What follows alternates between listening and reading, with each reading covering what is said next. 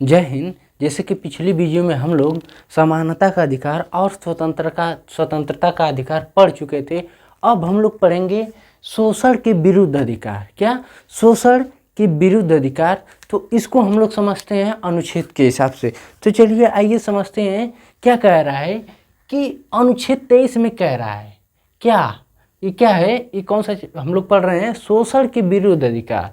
तो इसको अनुच्छेद वाइज पढ़ते हैं। अनुच्छेद 23 को समझते हैं। क्या अनुच्छेद 23 में क्या कह रहा है कि तस्करी, दुर्व्यवहार, बेगारी, बधुआ, बलात् श्रम। अब समझते हैं तस्करी। जैसे किसी भी व्यक्ति का आप तस्करी नहीं करिएगा। मतलब अनुच्छेद 23 में लिखा गया है कि किसी भी व्यक्ति का या लड़के का या लड़की का किसी का भी व्यक्ति में आप किसी का भी तस्करी या उसको बेच नहीं सकते हैं। क्या? उसको तस्करी या उसके साथ दुर्व्यवहार नहीं करिएगा। ये किस में दिया है? अनुच्छेद 23 है। तस्करी मतलब समझते हैं जैसे छोटका बचवन को सब उठा के क्या करते हैं? बेच देते हैं। बेचने के बाद उससे क्या करते हैं कि रेल स्टेशन पे, रोडवेज पे क्या करते हैं? भीख मंगवाते हैं। क्या करते हैं? वो भीख मंगवाते हैं। जैसे किसी छोटी लड़की को ही उठाकर कोई बेच दिया, वैसे में उसको लगा दिया, तो उससे रीज़न क्या हुआ कि उसको क्या समझ में आता है कि वो गलत कर रही है कि अच्छा कर रही है, उसे ये समझ में नहीं आता है। क्योंकि उस कल्चर में वो ढल जाती है। क्या? उस कल्चर में वो ढल जाती है। जैसे कि क्या होता है कि अचानक अगर हमारा साउथ का है, अगर हमको कोई कहे कि लुंगी और टी शर्ट कुर्ता पहन के शादी की मंडप बैठ जाओ, तो नहीं बैठिएगा, नहीं बैठेंगे। वही साउथ वाले हैं, उनको लुंगी पहना दो और कुर्ता पहना दो, वहाँ पे बैठ दो, तो क्या उनका ये कल्चर हो जाता है। क्या हो जाता है? कल्चर हो जाता है। तो उस तरह वो क्या होती हैं, अपनी कल्चर में ढल जाती है। लेकिन अनुच्छेद 23 में कहा गया है कि आप किसी के साथ तस्करी या दुर्व्यवहार नहीं करिएगा। क्या है उसमें? कहा गया है कि तस्करी या दुर्व्यवहार नहीं करना। दूसरा क्या है? बधुआ मतलब समझते हैं जैसे किसी का कोई किसान है, वो किसी बड़े या अमीर जमींदार या किसान से क्या ले लिया? कर्जा ले लिया, और वो कर्जा नहीं चुका पाया। क्या? वो कर्जा नहीं चुका पाया, जिसके कारण वो जो अमीर है वो कहता है चलो अब तुम हमारे खेत में ही काम करो। जब तक वो बेचारा चुका नहीं पाएगा तब तक वो उसी में करता रहेगा। यानी वो क्या होता है? ये बंध जाता है। क्या हो जाता है? वो बंध जाता है। अब बेगारी मतलब क्या होता है? जो किसी को तनख्वाह मत दीजिएगा, किसी को तनख्वाह अगर नहीं दीजिएगा तो क्या हो जाएगा? बेगारी हो जाएगा। क्या हो जाएगा? वो बेगारी हो जाएगा। अब समझते हैं बलात् श्रम। मतलब आप किसी से जबरदस्ती काम नहीं करवा सकते हैं। बलात् श्रम मतलब समझिएगा, आप किसी से जबरदस्ती काम नहीं करवा सकते हैं, चाहे कोई भी हो। अगर कोई व्यक्ति है सुबह 8 बजे से लगा दोपहर 1 बजे तक किया, उसके बाद उसका मन इच्छा नहीं किया, मालिक मेरा जितना हुआ उतना दे दो, मेरा हिसाब कर दो, इतना मुझसे नहीं से परवाएगा। लेकिन नहीं, अगर आप कहिए कि नहीं तुम करो, तो ये गलत बात हो जाएगा। आप किसी से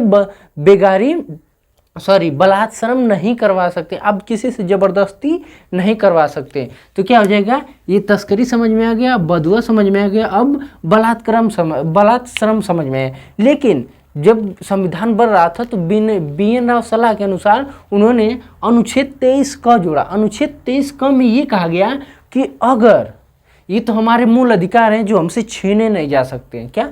ये हमारे मूल अधिकार हैं जो हमसे छीने नहीं जा सकते। लेकिन इन्होंने जब कहा कि अनुच्छेद 23 का जब लाया गया तो BN राव सलाह के अनुसार कहा गया कि अगर राष्ट्र में आपात आ जाए या इमरजेंसी आ जाए तो इसमें क्या कर दीजिएगा? आपसे ज़बरदस्ती कमो करा लिया जाएगा, आपको तनख्वाह नहीं दिया जाएगा। क्या? आपसे ज़बरदस्ती काम भी करवा लिया जाएगा, आपको पेमेंट भी नहीं दिया जाएगा। जैसे कोरोना के समय क्या हुआ था कि आपसे काम भी लिया जा रहा था, आपकी तनख्वाह को भी काट लिया जा रहा था। क्या कर लिया जाता ना, क्योंकि इमरजेंसी का समय था, तो आपकी तनख्वाह को भी लिया जा रहा था और आपकी तनख्वाह को भी काट लिया जाता था। अब देखते हैं अनुच्छेद 24 क्या कह रहा है।